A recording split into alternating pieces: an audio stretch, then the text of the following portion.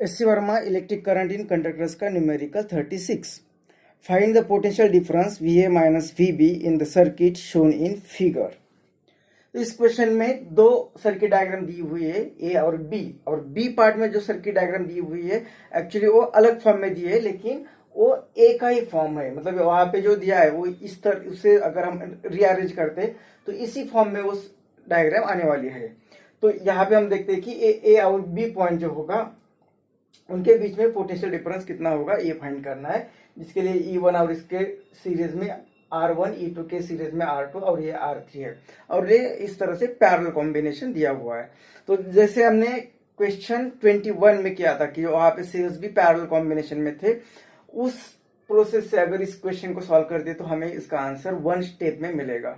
मतलब यहाँ पे कुछ वैल्यूज दिए थे, तो यहाँ पे हमें पैरेलल कॉम्बिनेशन E1 और E2 पैरेलल कॉम्बिनेशन है, तो हमें पता है कि EI upon RI summation of EI upon RI where I varies from 1 to यहाँ पे 2 तक चला जाएगा, divided by summation of 1 upon RI. तो I varies from 1 to n. तो इस तरह से इसे सॉल्व करते हैं तो वन स्टेप में हमें आंसर मिल जाएगा. लेकिन ये स्टेप ही किस तरह से आती है यहाँ पे ये हमें डिस्कस करना है. मतलब एक क्वेश्चन सॉल्व करना है तो एक वन स्टेप में ही सॉल्व करना है, लेकिन वो स्टेप ही कैसे आती है ये हमें डिस्कस करना है, क्योंकि हम यहाँ पे कॉन्सेप्ट डिस्कस करने वाले हैं. तो एक प्रोसेस जो हम डिस्कस करने वाली है थोड़ी सी लेंदी होगी, थोड़ी सी कॉम्प्लिकेटेड भी होगी, लेकिन यहाँ से कॉन्सेप्ट हमारे अच्छे से डेवलप हो सकते हैं.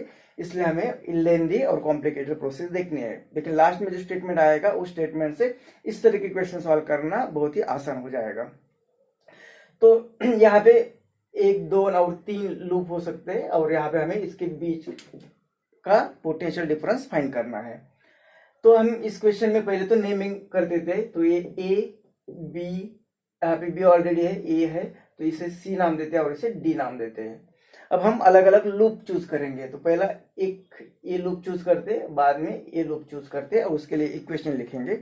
तो पहले लूप चूज करते हैं ए बी और ये स्मॉल बी ए, और फिर से ए वाला ए. इस लूप के लिए इक्वेशन लिखेंगे.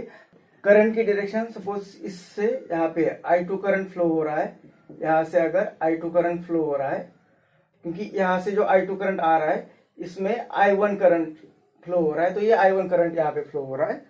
तो यहाँ से जो I2 करंट आ रहा है इसमें से I1 चला गया, तो यहाँ पे रहेगा I2 माइनस I1. इस स्ट्रीम में रहेगा I2 माइनस I1. यहाँ से I2 करंट फ्लो हो रहा था, यहाँ पे आ गया, तो यहाँ पे I1 चला गया, यहाँ पे चला जाएगा I2 माइनस I1, और यही I1 यहाँ पे आ जाएगा इस तरह से. तो ये करंट की डायरेक्शन हमने डिसाइड की. आप कोई भी करंट की डायरेक्शन किस तरह से भी डिसाइड कर सकते हो, जो भी डिसाइड की थ्रू आउट उसे सेम रखना है. तो इस लूप में अभी लूप चूज किया हमने ए बी, स्मॉल बी ए और ए. अब ट्रेस करना है, तो यहाँ इस तरह से ट्रेस करते हैं. तो ये +2 माइनस आ रहे, मतलब ये माइनस E1.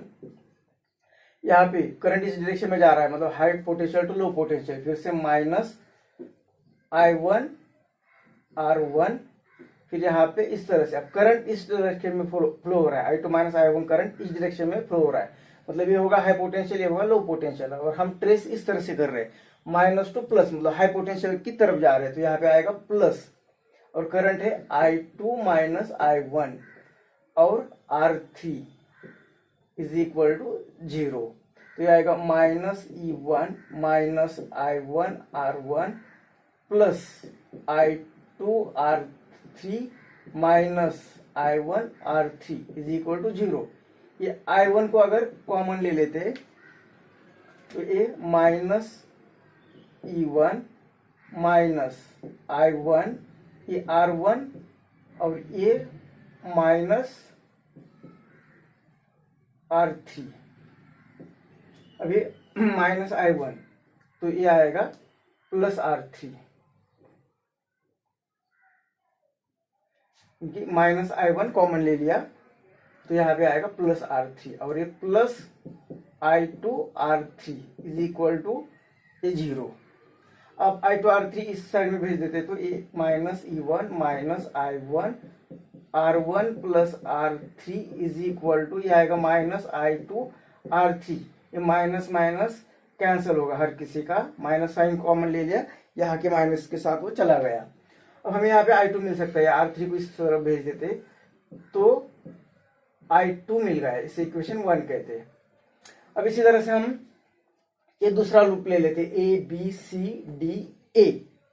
तो लूप ले रहे हम स्मॉल ABCD। तो इस लूप के लिए इक्वेशन लिखते हैं। तो इसे इस तरह से ट्रेस करेंगे, इसे भी इस तरह से ट्रेस करेंगे। तो A टू B मतलब high potential to low potential जा रहे हैं, मतलब ये माइनस I2 I1 यहाँ पे आ गए। फिर करंट की डायरेक्शन में जा रहे हैं, मतलब हाई टू लो जा रहे हैं, तो माइनस, और एक करंट इसमें है I2 और रेजिस्टर है R2। फिर ये माइनस टू प्लस, मतलब हाई पोटेंशियल की तरफ जा रहे हैं, तो plus E2 is equal to 0। तो यहाँ पे I2 ये माइनस I2 I1 और ये R3 रहा यहाँ पे, I2 माइनस I1 और रेजिस्टर R3। तो माइनस I2 यहाँ पे minus minus plus I1 R3 minus I2 R2 plus E2 is equal to 0, और यहाँ पे R3। ये माइनस I2 कॉमन ले लिया, माइनस I2, तो यहाँ पे रहेगा R3 और यहाँ पे आएगा प्लस R2, माइनस को बाहर ले लिया। तो ये रहा प्लस E2 और ये plus I1 R3 is equal to 0। अब ये I2 जो है, यहाँ पे हमें I2 की वैल्यू A मिल गई, तो इसलिए यहाँ पे I2 की वैल्यू फाइंड की थी, क्योंकि यहाँ पे एक I2 पुट करेंगे तो I2 इस इक्वेशन से चला जाएगा और सिर्फ I1 रहेगा। तो I2 और यहाँ पे हम I1 की वैल्यू भी फाइंड कर देते, तो I1 की वैल्यू यहाँ पे पुट करते तो I1 चला जाता और I2 की वैल्यू रहती। तो दोनों में से कुछ भी कर सकते। तो यहाँ पे I2 की वैल्यू पुट करते तो माइनस I2 की जगह पे लिखते E1 plus I1 R1 plus R3 whole divided by R3। ये तो हो गया ये वाला I2 इंटू इसे R3 plus R2 plus E2 plus I1 R3 is equal to 0। अब यहाँ पे थ्रू आउट हम R3 से मल्टीप्लाई करते तो इक्वेशन बनेगा यहाँ पे माइनस, इसे इस टर्म को R3 से मल्टीप्लाई किया तो ये रहेगा E1 plus I1 R1 plus R3 से मल्टीप्लाई किया तो ये कैंसिल होगा, और ये ब्रैकेट रहेगा R2 प्लस R3 प्लस यहाँ पे भी R3 से मल्टीप्लाई किया तो ये बनेगा E2 R3 plus I1 R3 is equal to 0। अब ये ब्रैकेट इससे मल्टीप्लाई करेगा, ये ब्रैकेट इससे मल्टीप्लाई करेगा, तो ये टर्म आएगी माइनस E1। अब ए से मल्टीप्लाई कर रहा है इस टर्म को, मतलब E1 को पहले R2 मल्टीप्लाई करेगा, माइनस E1 को R3 मल्टीप्लाई करेगा, फिर इसमें I1 R1 और उसे R2 मल्टीप्लाई करेगा, प्लस I1 R1 और इसे R3 मल्टीप्लाई करेगा, प्लस I1 R3 इसे R2 मल्टीप्लाई करेगा, प्लस I1 R3 इसे R3 मल्टीप्लाई करेगा, plus E2 R3 plus I1 R3 is equal to 0। और ये माइनस साइन ब्रैकेट के बाहर है, ये माइनस साइन ब्रैकेट के बाहर है, इसे ब्रैकेट के बाहर रखेंगे तो ये माइनस होगा, ये माइनस होगा, ये भी माइनस होगा, तो यहाँ पे माइनस साइन आएगा, माइनस, क्योंकि ये माइनस साइन ब्रैकेट के बाहर है। तो ये माइनस E1 और ये कॉमन ही रख देते हैं R2 प्लस R3, और यहाँ पे फिर से E2 प्लस E2 R3 और ये टर्म्स इस साइड में भेज देते तो ये होगा प्लस I1 और I1 को कॉमन ले लेते तो R1 R2 प्लस ये R1 R3 plus R3 R2 is equal to 0। तो यहाँ पे I1 मिलेगा, इससे भी टर्म डिवाइड होगी।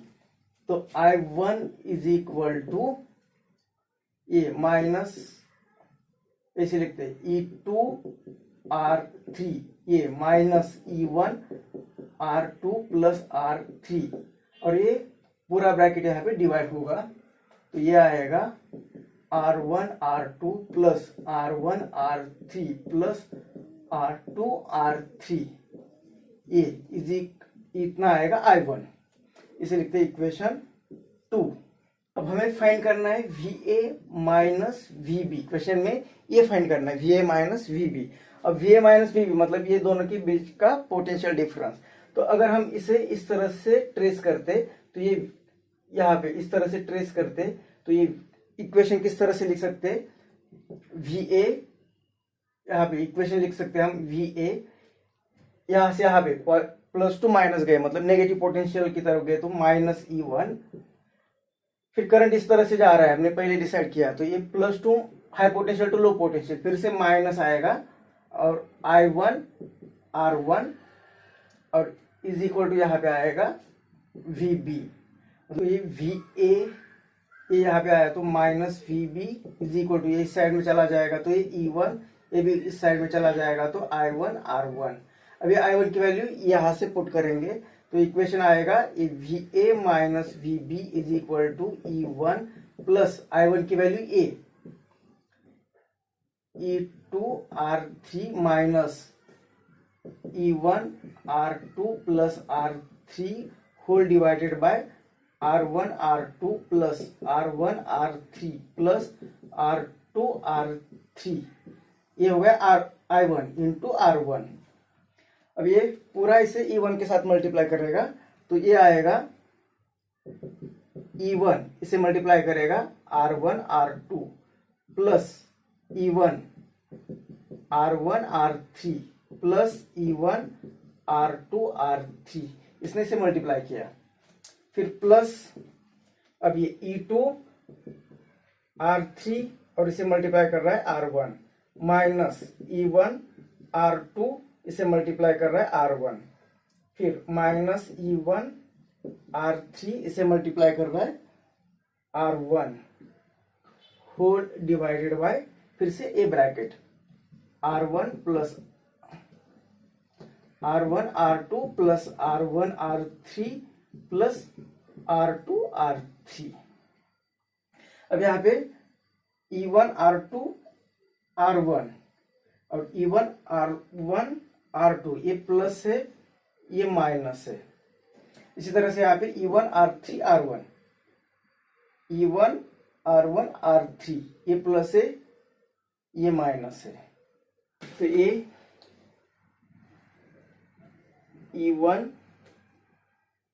R2 R3 plus E2 R2 R3 R1 whole divide by यहाँ पे R1 R2 R3 एडजस्टमेंट के लिए करते होल डिवाइड बाय, अगर डिनोमिनेटर की जो टर्म है R1 R2 plus R1 R3 plus R2 R3, इस टर्म को भी सेम नंबर से डिवाइड करते हैं।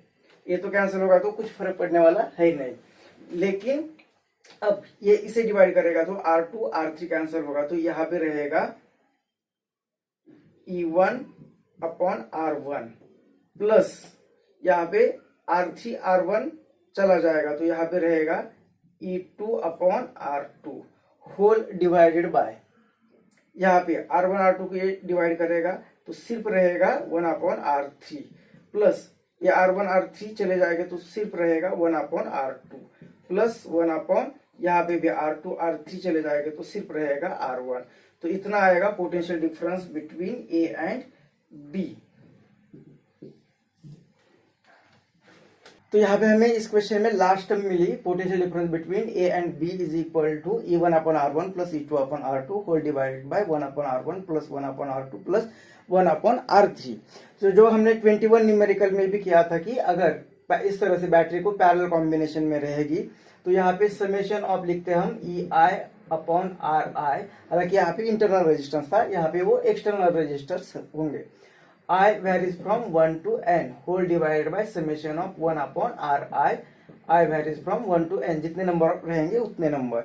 अगर इस इक्वेशन को ही डायरेक्ट हम यहाँ पे यूज करते तो भी हमें यही मिलता कि E1 दो ही सेल है तो E1 upon R1 plus E2 upon R2 whole divided by यहाँ पे जितने नंबर ऑफ रेजिस्टेंस होंगे उतने 1 upon R1 plus 1 upon R2 plus 1 upon R3। तो जैसे हमने स्टार्टिंग में कहा था कि इस टाइप का क्वेश्चन है तो हमें एक स्टेप में ही इसका आंसर मिल जाएगा, लेकिन ताकि हमें कॉन्सेप्ट डिस्कस करने थे, किस तरह से एक क्वेश्चन आता है ये डिस्कस करना था, इसलिए हमने ये डिस्कस किया था। यहाँ से कॉन्सेप्ट डिस्कस डेवलप होंगे, लेकिन हमें आंसर अगर देखना है तो इसे एक स्टेप में ही सॉल्व करना है। यहाँ पे हमने बहुत लेंदी और कॉम्प्लिकेटेड प्रोसेस देखी।